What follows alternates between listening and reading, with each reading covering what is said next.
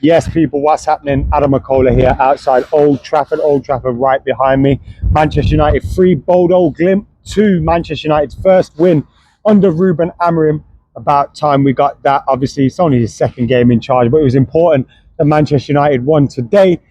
Goals from Garnacho, 2 from Rasmus Højlund. One of his goals was incredible. A cross from Nazir Mazraoui. And the touch and the finish from Rasmus Højlund was impeccable. A fantastic finish by him, reminiscent of something that his former coach Ruud van Nistelrooy would do.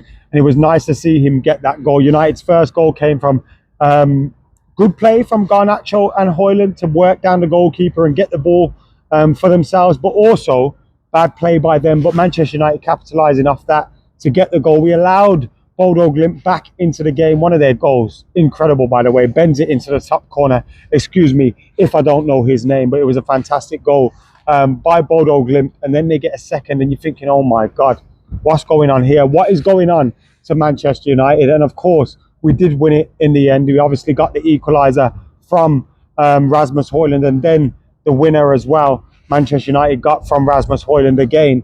And it was important that we got that. When you look at the context in terms of, you know, the Europa League group, it's important that Manchester United get 3 points here, but also in terms of kick-starting the Ruben Amorim era as well. As much as we know he's got a lot to work on, you know, he has to work on the team, the way that we're playing, all those kind of things.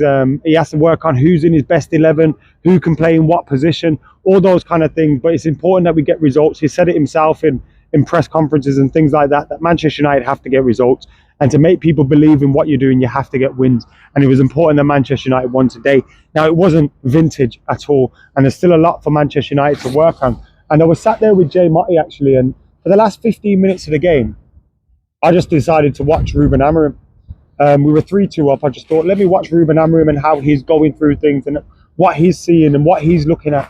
And I can't lie, he spent the whole 15 minutes that I chose to watch him just demanding players moved into certain positions.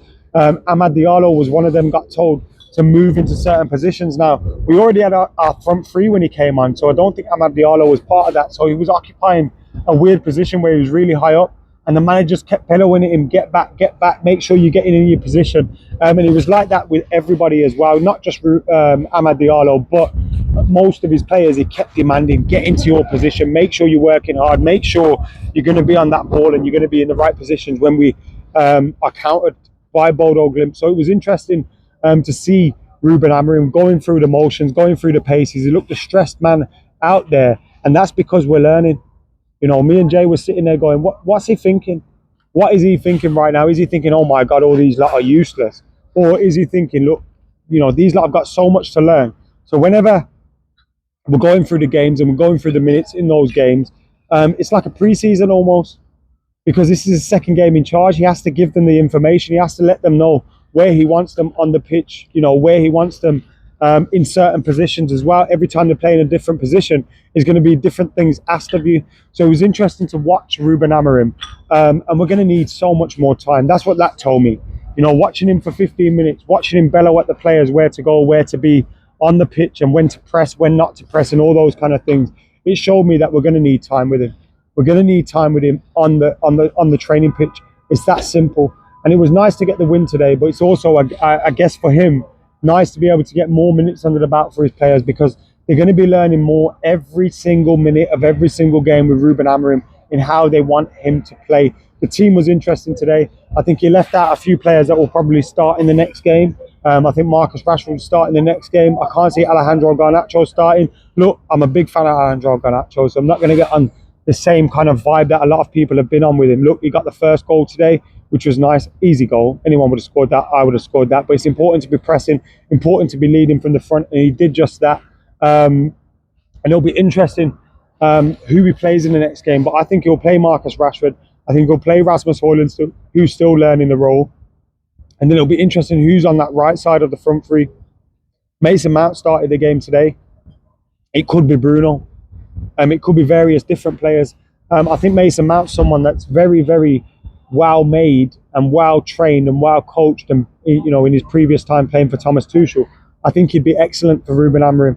He said so much himself that he loves Mason Mount, and I can imagine that Mason Mount will be key for him in the future. And I wouldn't be surprised if the next front three is Højlund, Rashford, and maybe Mason Mount as well in that front three. Rashford playing from the left, where we haven't really seen him play up until he came on today.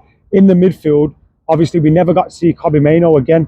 I want to see Kobbie Mainoo playing for Manchester United in there with Manuel Ugarte. Now, it may be too early for them, but Manuel Ugarte today getting some more minutes, and hopefully Kobbie Mainoo can be someone that comes in, because I think it's key to get him. We ended the game with no centre-backs on the pitch. It was Luke Shaw, it was Nazir Mazraoui, and it was Casemiro in between them, which was very interesting. Obviously, we kind of have to go with what we've got. We've got Nolan Yoro at the moment. Licha Martinez has just come back from injury. He got taken off. So we have to remember that the manager's having to go through these things with players playing out of position. You know, not all of his centre-backs available. Kobbie Mainoo not available yet, at least to start in his mind. But I think Kobbie Mainoo is one of them as well, where, you know, against Bodø Glimt, and again, I mean this by all due respect, but against Bodø Glimt, you can afford to maybe go, we know what Kobbie Mainoo can offer us. So we need to try other things out in there. We tried Eriksen the other week. We tried Bruno in there today. I think Bruno is excellent. I fucking love Bruno Fernandes. I know a lot of people get it twisted with Bruno Fernandes and they start talking nonsense about him and all this, that and the other. Bruno Fernandes is a fantastic player, one of Manchester United's best players. And I think he can play the deeper role, or he can play part of that front three. I had a few drinks today, as you can probably tell already. But yeah, I think Bruno Fernandes can play in a couple of those roles. Amad Diallo too, despite the fact he was getting a little bollocking from the manager today in terms of what positions to go. And I was saying to Jay, do you think he's bollocking them, or do you think this is needed? Because like I alluded to at the start of the video, it's like pre-season. So you need to get these messages across. Every game's like a training match. And I know it means something because it's Europa League, Manchester United need to win and stuff, but every game is like a training match. So you need to get that across to your players. I need you in this position. I need you in that position. So I think we're going to see a Manchester United at the moment that's very hit and miss. Still learning things. They're getting overloaded with a lot of information at the moment, and I imagine the manager's taking it a little bit slowly with them in terms of introducing them to different things. And all right, this week I'll get you to do this, next week I'll get you to do that, and eventually, after a couple of weeks, couple of months, eventually they'll all have all of the information that they need, and they should be putting it out there on the pitch. But real interesting start from Manchester United. Obviously, we let Bodø Glimt back into the game, but then we took control and we made sure we won it. But still loads to improve on, and fingers crossed we'll be able to do that in the near future. But yeah, really interesting day watching Ruben Amorim. I absolutely adore that guy, and I hope, again, I've alluded to mine and Jay's conversations today. We had a lot of conversations. I was a little bit twisted like Keith Sweat. He wasn't, obviously. He's a changed man, but I was sat there twisted next to him just going, if this ain't the one, like Daniel Bedingfield, then I don't know what's going to go on. If you're not the one, I don't know, just end the whole thing. But again, every day is a lesson. Every day is a learning day under Ruben Amorim, and we're one step further in that mission. Fingers crossed for the next game against Everton at Old Trafford. We need to be winning that. I won't be here for that game, but I will be, of course, bringing you reaction to the match. So make sure you keep it locked. Like, comment, share, subscribe. Until next time, I've been AdamMcKola. I'm out of here. Ruben Amorim's Red and White Army, baby. Let's go.